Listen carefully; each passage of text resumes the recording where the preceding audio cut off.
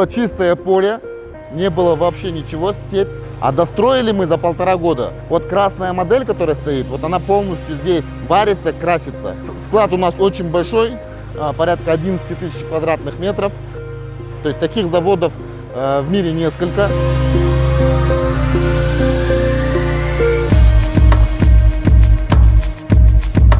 Я узнала, как делаются машины в основном. Вот до этого я этого не знала. Было интересно. Было бы классно, если я бы в этом поучаствовала. Меня впечатлило то, что мы начали производить сами в Казахстане свои автомобили Hyundai в марке. Я бы хотел работать здесь менеджером.